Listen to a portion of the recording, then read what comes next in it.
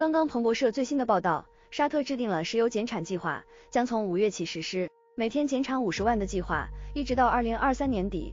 接着是科威特紧随沙特每天减产12.8万桶，持续到2023年底。阿联酋也跟上了每天减产14.4万桶，还有哈萨克斯坦减产7.8万桶，阿尔及利亚减产4.8万桶，阿曼减产4万桶。总之，能减产的欧佩克国家几乎一个不少，最后还要加上毛熊。毛熊副总理说，将每天减产50万桶的石油产量，直到2023年底。产油国为啥都忙着减产呢？大家众志成城，都一个目的，让美利国收割的计划落空。2022年，美利国策动俄乌战争，随后美联储开始暴力加息，一是为了压低自己的通货膨胀，二是为了让资产回流美利国，割全球韭菜。也就是从这一刻开始，白宫各级幕僚开始频繁地往中东跑，甚至不惜放低身段，向委内瑞拉和伊朗说软话，就一个要求，一定要让石油输出国组织增产。美利国这样做可以一箭双雕，一是让石油供大于求，价格就会下降，有助于美利国的加息和压低通胀；二是石油多了，毛熊的收入就会锐减，有利于欧洲摆脱对毛熊的能源依赖，并对毛熊的财政收入进行打击。可是拜登忙活了1年，仍是没有国家买他的账。最典型的就是委曲求全，去沙特出差，沙特爱理不理，就派了个省长去接机。随后穆罕默德和拜登见面，就是不接增产的茬。拜登还被在场的记者各种奚落嘲讽，拜登威胁加利欧，最后咬牙说，卡舒吉的事情我们暂时不追究了，我还正式发个文，你看能不能通融一下石油增产。沙特说，你随意，你要收拾毛熊，凭啥让我增产？我增产就意味价格下跌，收入减少，我为啥要配合您？到了今天，美利国让全球石油增产的目标不仅没有达成，所有人还联合起来要减产，和美利国对着干，人心散了，队伍不好带了呀。美式割韭菜的戏法被人看穿了呀。美利国想压低膨胀，就让他压不下去，美利国傻眼了，欧盟更是一脸懵逼，他们已经被美利国收割的外焦里嫩。刚刚宣布说摆脱了对毛熊的能源依赖，其实也就是靠阿三买了石油，再高价卖给他们。这下子好了，原油输出国组织全部减产，意味着他们要用更高的价格去争夺为数不多的能源，危机又要加剧了呀。对了，额外说一句，这种减产对兔子几乎没啥影响，因为我们和石油输出国组织还有毛熊签订的都是超长期合同，价格基本是稳定的。你可能会问，那美利国呢？美利国是全球最大的石油出口国之一啊，人家的页岩油很强的，好吧？其实吧，看到所有的石油输出国组织减产，美利国的传统能源商都高兴得合不拢嘴，他们马上就要配合欧佩克组织的行动，大家一起来减产。也就是说，美利国的能源商要内外勾结，一起来看拜登的笑话呀。美利国的石油公司比欧佩克国家更讨厌拜登政府，因为他们一直是共和党的票仓，是特朗普的死忠粉和背后金主，而民主党为了打压共和党，一直推崇的都是新能源，全力限制与打压美利国的传统能源商。在新经济计划中，对新能源给了非常多的补贴，传统能源商1毛钱都没拿到。这也是为啥特朗普推出气候组织，拜登却重新回归的根本原因。传统能源商早看拜登不顺眼了，根本不买他的账。去年，拜登抱怨美利国5大原油商，加上英国石油公司和壳牌公司，措辞强硬地说，这几个月你们赚的比上帝还多。这些公司和其他行业内从业者应该立即采取行动，增加汽油、柴油和其他石油产品供应。美利国资本应该与美利国政府合作，提出解决能源危机的具体方案。拜登说，你们赶紧增产，为了我们的祖国，为了阿麦瑞肯。对于拜登的要求，美利国的能源商表示没空理你。阿麦瑞肯是谁？我们不认识。都知道增产就等于降价，降低利润。传统能源商们一边疯狂挣钱，一边要看拜登的笑话，高兴着呢。再说了，对于美利国的能源商来说，美利国人买不买得起石油，用不用得起天然气，关他们什么事？商人没有祖国，资本更没有祖国。至于在拜登的部署下，华尔街能不能收割到全球资产，更不关他们的事了。反正他们和华尔街不是一个阵营的，难道华尔街挣了全世界的钱，会分一点给他们？而且增产也不是1天2天的事情，要增产就要好几个月。如果一旦做好了增产准备，结果俄乌战火给兔子浇灭了，那个时候毛熊敞开了供应，那美利国的能源商不是倒了血霉吗？现在多好，石油输出国组织都要减产，能源价格马上又要上天，赚大发的时候就要到了。至于华尔街那帮孙子，用美利国的国家信誉败光美元霸权，关咱屁事。该打屁股的是拜登，又不是我们能源商。印度表示很高兴又能倒卖差价挣钱了，毛熊更是笑翻了。白宫发言人表示很遗憾，美利国为什么只是表示遗憾呢？为啥不直接出手教训这些资源国呢？攘外必先安内。现在拜登要收拾特朗普，别的事情是真心顾不过来。特朗普已经投案自首，并接受了传讯，当然他绝不认罪，到处嚷嚷自己是无辜的，说这是美利国史无前例的猎巫行动。现在拜登如临大敌，为了防止红脖子们搞起义，再弄个国会山暴动，安排了大量的警察维持治安。特朗普出庭的这2天，纽约市计划关闭曼哈顿主城的多条主干道，曼哈顿法院周边的中央大街巴士特街将被全面管控，并有几条街道会间歇性封路。不仅如此，法院周边还禁止泊车，法院方面更是早在3月31日起并开始布控。拜登就想把特朗普送去吃牢饭，在此之前，什么石油减产增产的事情已经没心思去想了。特朗普现在已经坐实了完美的被迫害者的形象，获得了广泛的同情。就在他将遭到刑诉的消息发布的24小时内，就有超过 1.6 万人报名正当选举志愿者。现在即使拜登下了死手，让特朗普去吃4年的牢饭，美利国的宪法也没规定囚犯不能参选总统，特朗普到时候完全可以学曼德拉，获得更多的支持与同情。大不了他白天到白宫上班当总统，晚上回监狱做囚犯睡觉。况且如果当上了总统，特朗普就又拿到了豁免权，能自己豁免自己。如果连个囚犯都竞选不过，拜登的压力可想而知。另外，印度外交部发表声明，印度和马来西亚已同意用印度卢比进行贸易结算。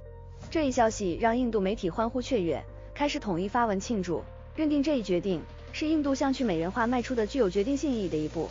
印度网友们沸腾了，表示这才符合印度的大国地位，还要再接再厉，加紧摆脱美元。其实在去年7月，印度央行就已经决定将使用印度卢比进行国际结算，而且7月份发布信息后，印度就开始了抛售美债，到现在已经抛了大约200多亿美元。这个数字并不大，但是印度总共只有2000亿左右的美债啊。为啥阿三在最近高调宣布去美元化呢？这有几个原因。首先是美西方集团银行扎堆暴雷，信用急剧下滑，各国集中抛售美债，美元的地位已经岌岌可危。其次，最近兔子的风头实在强劲，在中东、欧洲、东盟快速的推进人民币国际化，这让一直和中国对标的印度确实酸了呀。感觉如果再不拿点成果出来，实在对不起自己东方大国的地位。再次，美联储暴力加息已经不是巧取，而是豪夺了呀，强行收割全球美元，回流美利国。现在很多小国家都在闹美元荒，比如埃及、坦桑尼亚、尼日利亚、玻利维亚、马来西亚等。既然如此，印度一想，这个机会不能丢呀，趁乱扩大下卢比的影响力，多找几个国家本地结算一下，能赚一笔是一笔。最后，从俄乌战争爆发之后，美利国就把毛熊从 SWIFT 的系统中踢了，全世界都想看毛熊是怎么死的。结果1年过去了，毛熊尽管狼狈，但似乎离死还远得很。去年 GDP 也就是下滑了 2.3%， 这样一比较，好像被美利国收割的欧盟也差不多嘛。反正前面有毛熊、中国、沙特这些国家顶着，而且印度从2022年就和美利国唱对台戏，拒绝制裁毛熊，从毛熊家大笔进口石油，涨价倒卖到欧洲，发了点小财，美利国也没能把自己怎么样。综合以上，既然现在美利国形势不妙，墙倒众人推呀，这个时候为啥不刷一下自己的存在感，证明一下自己的大国地位呢？所以印度也要上去踹美利国一脚了。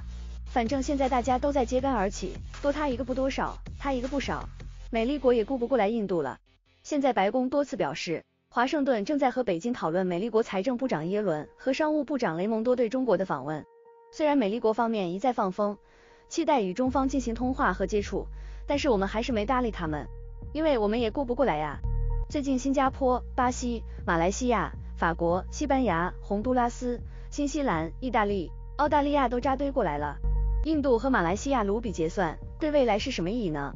这个意义说小可以很小，印度与马来西亚的年度贸易额只有60亿美元不到，还没我们的零头多，但是说大也可以很大，这是信心的风向标。阿三再怎么说也比欧盟各国强，它是个相对独立的国家。2022年 GDP 为 2.9 万亿美元，排名全球第6。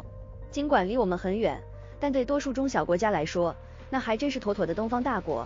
现在作为美利国传统盟友的印度都开始想着抛弃美元了。在这个风口下，所有国家都会想，这美元还靠谱吗？就在印度宣布这个消息不到一天，4月2日晚，毛雄瓦格纳雇佣军集团领导人普里戈人表示，俄军已经于当天23时从法律意义上占领了巴赫穆特，俄方军队已经接管巴赫穆特整个中央区，控制了当地政府大楼。从这个消息发出到现在，乌克兰罕见的沉默，显然毛雄说的是事实，无法否认。也就是说，俄乌之间在巴赫穆特争夺了大半年，现在最终的结果终于确定是毛雄赢了。你可能会说，这巴赫穆特不就是一座小城吗？又不是拿下了整个乌东地区，这有啥？这个账可不是这么算的。从去年7月份到现在，俄乌双方各自在这里投入了几十万的重兵，寸土必争。即使巴赫穆特被3面围城，泽连斯基也不肯下令撤军，因为这里对俄乌双方来说，谁都丢不起。这是信心与士气之战。乌克兰一旦丢掉巴赫穆特，就没办法给美西方集团交代。同样的，拜登也很难面对这个结果。共和党会趁机说，老拜，你给乌克兰丢了上百亿美元，就搞了个这，你反正打不赢，你还拿我们纳税人的钱打水漂，干嘛呢？所以就在俄军发布这个消息后，德国国防部长皮斯托留斯仅仅过了几个小时，就表示在向乌克兰提供了大量武器后，德国的装备缺口严重扩大，意思也就是说，地主家也没有余粮呀。皮斯托留斯明确说道，德国不会再从库存中拿出武器支援乌克兰。德国是没有坦克了吗？当然不是，但德国心想，给你那么多支持，你又打不赢，还是个无底洞，我到底是在干嘛啊？难道就为了让美利国收割我？德国的态度其实就是信心的影响力。同理，印度紧跟着踹美利国一脚，宣布用卢比结算，不在于印度和马来西亚的贸易额有多大，而是让其他国家都在想，印度都在抛弃美元了，那我们呢？欧盟各国，你看我，我看你，估计心中都开始琢磨了。尤其是法国马克龙已经急不可耐地去中国出差了，现在的拜国登已经是一头的包了，问题实在太多了。特朗普支持率飙升，表示就算坐牢也要和他干到底。各国抛售美债，美利国银行暴雷，美联储扩表缩表，一边放水一边挤水，在传承前做着无用的最后挣扎。毛雄宣布巴赫穆特胜利，接下来共和党肯定又要车走他拜登了。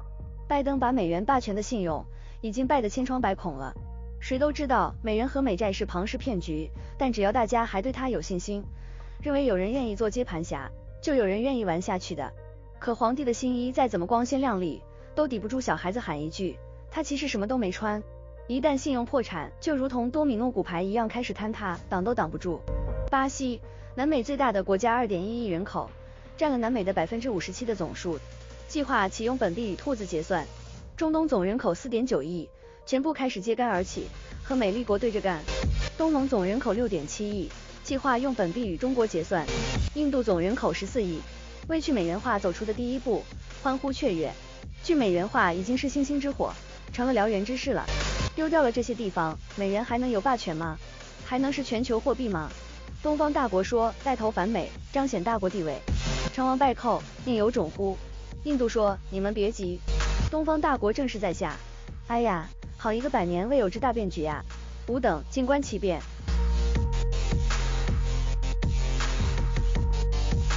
好了，今天的节目就到这里了，欢迎下次光临。